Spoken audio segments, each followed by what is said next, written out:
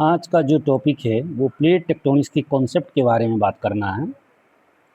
तो plate tectonics से 1967 में मैकेंजी, पार्कर, डब्ल्यू.जे. मॉर्गन ये सभी लोगों ने मिलकर प्लेट टेक्टोनिक्स की संकल्पना को विकसित किया और इन्होंने यह बताया कि प्लेट विवर्तनिकी सिद्धांत वह सिद्धांत है जो प्लेटों की प्रकृति तथा उसकी गतिशीलता का व्याख्या करता है। ये प्लेटें निरंतर गतिशील रहती हैं,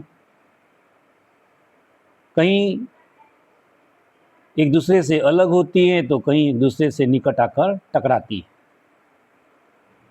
1967 में मैकेंजी, पार्कर, डब्ल्यू.जे. मॉर्गन ने उपलब्ध साक्ष्यों जैसे कि पैलियोमैग्नेटिज्म्स तथा सी फ्लोर स्प्रेडिंग, जो वास्तव में हेरी हेस ने 1960 में प्रतिपादित किया था, के आधार पर प्लेट टेक्टोनिक्स थ्योरी की संकल्पना प्रस्तुत की।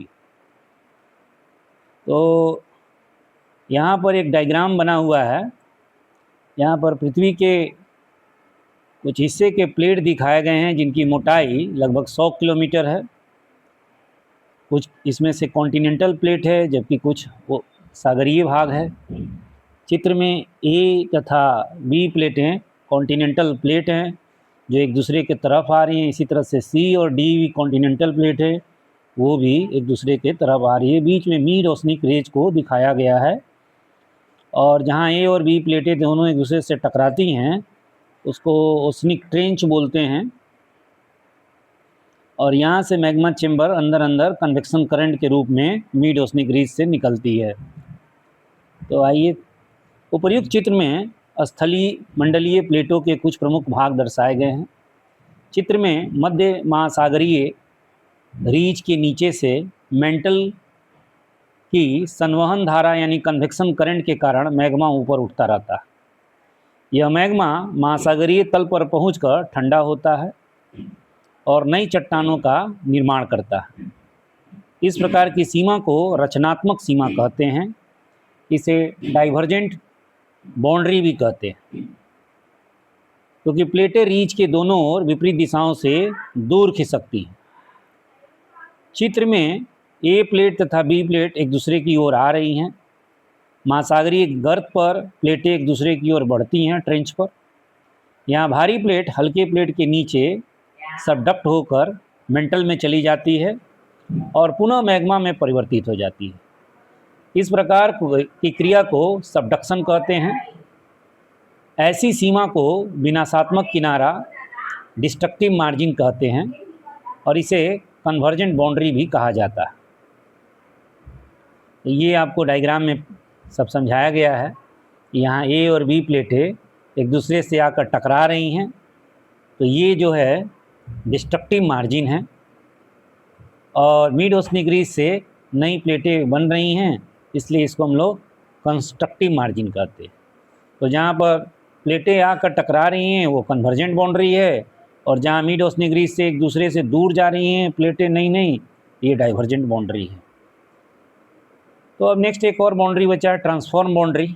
इसको कंजर्वेटिव मार्जिन्स भी बोलते हैं, यानी यहाँ संरक्षा होता है। संरक्षा का मतलब है बच जाता है।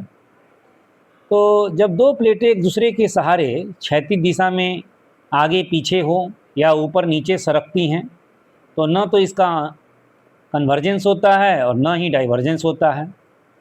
तो इसे ही रूपांतरण सीमा या ट्रांसफॉर्म बाउंड्री या कंजर्वेटिव मार्जिन कहते हैं। प्रायः इस तरह का जो चीज़ें हैं वो मिड ओशनिक रीच के आसपास काफ़ी कन्वर्जेंट बाउंड्री बनती है। तो इन सीमाओं पर न तो नई भूप्रॉपर्टी का निर्माण होता है न ही उसका विनाश होता है, इसीलिए इसको संरक्षी बोलते हैं। यहाँ सामान्यतः यहाँ पर भ्रंश बन जाते हैं, फॉल्ट बन जाते हैं, इसलिए इन्हें सीयर बाउंड्री या कतरन सीमा भी कहा जाता है। सैन एंड्रयूज फॉल्ट जो यूएसए में है, कैलिफोर्निया के पास, वो भी कंजर्वेटिव मार्जिन का उदाहरण है। और मिड ओशनिक रीच के पास बहुत ज़्यादा आपको कंजर्वेटिव मार्जिन दिखेंगे। तो ये जो प्लेट टेक्टोनिक्स का जो एविडेंस है वो पैलियोमैग्नेटिज्म पर दिया जाता है। पैलियोमैग्नेटिज्म जैसा कि आपको मैंने पिछले वीडियो में बताए थे, इसी के लिए वो वीडियो भी लाए थे। ये मैग्नेट अर्थ के जो मैग्नेटिज्म है, अर्थ में जो चुंबकत्व है, उसका वो ये हिस्ट्री बताता है। और हम लोग जानते हैं कि चुंबकीय विसंगतियाँ मिलती हैं पट्टियों के रूप में, गिलबर्ट गास मोटियामा ब्रुन्स के रूप में, मिड ओसनिक रीज के दोनों ओर सिमेट्रिकल पट्टी के रूप में ये मिलती है। और ये पट्टियाँ कटक के दोनों ओर लगभग समान दूरी, लगभग 20 किलोमीटर चौड़ी पट्टी में मिलती है। तो ये पैलियोमैग्नेटिज्म्स एक प्लेट टेक्टोनिक्स का एविडेंस के रूप में लिया जाता है। और इसी से जुड़ा हुआ सी फ्लोर स्प्रेडिंग है, सागर नीतल प्रसरण की वह प्रक्रिया जिससे मध्य सागरीय कटकों पर नई महासागरीय भूप्रपटी बनती है, दोनों ओर फैलती जाती है। तो इस तरह से प्लेट टेक्टोनिक्स का कॉन्सेप्ट और उसके ये दो साक्ष्य हैं जिसके आधार पर उसको प्रमाणित किया जाता है। नेक्स्ट जो टॉपिक है और एग्ज़ाम में काफ़ी इम्पोर्टेंट है वह है सी फ्लोर स्प्रेडिंग। इसको भी हम लोग जरा सा लिया जाए। तो सी फ्लोर स्प्रेडिंग जो थ्योरी है, सागर नीतल प्रसरण सिद्धांत है, इसको हेरी हेस महोदय जो कि प्रिंसटन विश्वविद्यालय के जियोलॉजिस्ट हैं 1960 में दिया। एनसीईआरटी में इसको 1961 लिखा है। यह सिद्धांत सागर भूवैज्ञानिकों यानी ओशनोग्राफिक जियोलॉजिस्ट जो हैं और जियोफिजिस्ट के प्रारंभिक अध्ययनों पर आधारित था। हेस ने प्रतिपादित किया कि मेंटल में उपस्थित संवहन धाराओं कन्वेक्शन करंट के कारण पिघला हुआ पदार्थ ऊपर उठकर समुद्री तल तक पहुंचता है। जब यह मैग्मा मध्य सागरीय कटक पर निकलता है तो ठंडा होकर नई महासागरीय परपटी का निर्माण करता है। यह नवगठित परपटी दोनों ओर फैलती है। इस प्रकार हेस के अनुसार सागर नीतल पर निरंतर प्रसरण होता रहता है। तो ये सामान्य बातें हैं। ए और बी, यहाँ पर भी सी और डी आकर टकरा रहा है। महासागरीय गर्त सामान्यतः दो प्लेटों के मध्य पाई जाती हैं। यहाँ पर देखिए ए और बी के बीच में एक ओसनिक ट्रेंच पाया जा रहा है जहाँ एक दूसरे से प्लेटें आकर टकराती हैं और यहाँ पर भारी प्लेट का हल्के प्लेट के नीचे सबडक्शन होता है। तो ये सामान्य सी बातें हैं जो कि यहाँ पर थोड़ा सा हाईलाइट किया गया। नेक्स्ट हम लोग देखते हैं कि सी फ्लोर स्प्रेडिंग के एविडेंस क्या हैं। तो यहाँ पर विभिन्न विद्वानों ने अध्ययन किया, जैसे कि 1952 में मैसन ने पैसिफिक ओशन में स्टडी की है। इसी तरह से 1963 में वाइन और मैथ्यू ने इंडियन ओशन में मैग्नेटिक प्रॉपर्टीज़ देखे, specially either side of the Carlsberg कटक। यानी कि 1963 में वाइन और मैथ्यू ने हिंद महासागर में कार्लसबार्ग कटक के दोनों ओर चुंबकत्व का अध्ययन किया और उन्होंने मध्य महासागरीय कटक के दोनों ओर सामान्य और उत्क्रमित यानी कि रिवर्स, नॉर्मल और रिवर्स मैग्नेटिज्म की अल्टरनेटिव स्ट्रीप पाई थी, यानी वैकल्पिक पट्टियां पाई थी एकांतर रूप में दोनों साइड में, कटक के दोनों साइड में नॉर्मल और रिवर्स स्ट्रीप मिल रहा है। जब लावा ठंडा होता है तो ठोस बनता है और उसमें उपस्थित चुंबकीय जो गुण है, उस समय के जो पृथ्वी में पोलराइजेशंस होता है, चुंबकत्व का गुण होता है, वैसे ही उन रॉक्स में पाया जाता है। और ये अल्टरनेटिंग सिमेट्रिकल पैटर्न में कटक के दोनों ओर मिलता है।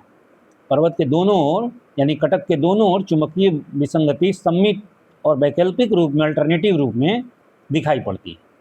जैसा कि यहाँ पर पिक्चर में देखिए दिखाया गया है कि सबसे किनारे में देखिए गिलबर्ट दोनों तरफ लिखा है, यानी कि यहाँ ये एक मिड ओसनिक रीज हो गया। ये डायग्राम में देखिए मिड ओसनिक रीज वाइन और मैथ्यू का है। ये बीच में आपका यहाँ ब्रोंज पीरियड है, तो दोनों साइड में ब्रोंज का बनेगा और इस समय पोलराइजेशन साउथ और नॉर्थ है। मार्टियाना में नॉर्थ क्या हो जाएगा, नॉर्मल नॉर्थ हो जाएगा और साउथ उसका नीचे आ जाएगा। गॉस में फिर रिवर्स हो जाएगा साउथ नॉर्थ और गिलबर्ट में नॉर्मल नॉर्थ साउथ। यानी कि गिलबर्ट में नॉर्थ साउथ रहता है मैग्नेट, गॉस में रिवर्स हो जाता है साउथ नॉर्थ, मार्टियाना में फिर नॉर्थ साउथ हो जाएगा। और अभी ब्रोंज पीरियड जो चल रहा है वो साउथ नॉर्थ का रिवर्स मैग्नेटिक पीरियड है। तो उस समय ब्रोंज, जैसे कि अभी ब्रोंज पीरियड चल रहा है, तो अभी जितने भी रॉक्स होंगे उसमें जो साउथ मैग्नेट है वो नॉर्थ की तरफ और जो नॉर्थ मैग्नेट है वो साउथ की तरफ दिखाएगा। तो ये सी फ्लोर स्प्रेडिंग के ये सी फ्लोर स्प्रेडिंग के द्वारा ये बताया जा रहा है। तो ये कटक के दोनों साइड में, यानी रीज के मिड ओशनिक रीज है उसके दोनों साइड में इस तरह की पट्टियाँ मिलेंगी। उसी चीज़ को यहाँ पर गिलबर्ट इपोक, ये गिलबर्ट मैग्नेटिक इपोक है जिसमें नॉर्मल मैग्नेटिक पोलरिटी होती है, गॉस में रिवर्स हो जाता है। वही जो चीज़ें भी बताएं वही है। मोटियामा में नॉर्मल है, ब्रोंस में रिवर्स हो जाता है। तो ये चीज़ें हो गया। मध्य महासागरीय कटक के दोनों ओर चुंबकीय पट्टियों का सम्मिलित वितरण सागर नितल प्रसरण का सशक्त प्रमाण है तथा प्लेट विवर्तनिकी सिद्धांत का समर्थन करता है, यानी सिद्ध कर देता है। नेक्स्ट हम लोग देखते हैं, बहुत सारे विद्वानों ने स्टडी किया, जैसे वाइन और मैथ्यू ने 1963 में इंडियन ओशंस में अध्ययन किया था, कोक्स, डॉयल, डेलरिम्पल ने 1964 में, ओपिडाइक ने 1966 में, हेराइजर ने भी 1966 में डिफरेंट ओशंस में स्टडी किया और निष्कर्ष ये निकला कि पृथ्वी के मुख्य चुंबकीय क्षेत्र में समय समय पर मैग्नेटिक रिवर्सल होता रहता है, नॉर्मल और रिवर्सल मैग्नेट होता रहता है। दूसरा पॉइंट है कि मध्य सागरीय कटक के दोनों ओर नॉर्मल और रिवर्स से मैग्नेटिक विसंगतियाँ अल्टरनेट के रूप में पाई जाती हैं। तीसरा बात ये हो रहा है कि कटक के दोनों ओर चुंबकीय विसंगति में सिमेट्री भी है, यानी कि पूर्ण सम्मति है, जैसा एक साइड में होगा वैसा ही दूसरे साइड में होगा। चौथा पॉइंट है कि मध्य सागरीय कटक के दोनों ओर लगातार लावा निकलता रहता है। पांचवा बात है कि मध्य सागरीय कटक के दोनों ओर नौगठिक चट्टानें समान दूरी पर और समकालीन समान संरचना समान चुंबकीय गुणों वाली होती है, यानी दूरी बराबर, समय बराबर, संरचना एक जैसा और समान मैग्नेटिक क्वालिटी होती है दोनों साइड में, दोनों बराबर बराबर चौड़ाई। इसी तरह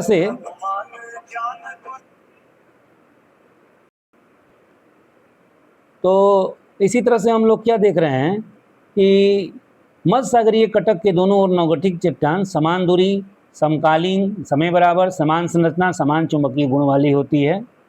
नेक्स्ट है, कटक के निकट के चट्टानों में समान चुंबकीय पोलराइजेशंस पाया जाता है और जो कटक के सबसे पास होता है वो सबसे यंगेस्ट होता है। कटक से दूरी बढ़ने पर चट्टानों की आयु भी बढ़ती जाती है। महासागरीय क्रस्ट का जो महासागरीय क्रस्ट होते हैं वो महाद्वीपीय क्रस्ट की तुलना में बहुत युवा होते हैं, यानी कि महाद्वीपीय क्रस्ट पुराना है जबकि ओशनिक क्रस्ट उसके तुलना में नवीन है।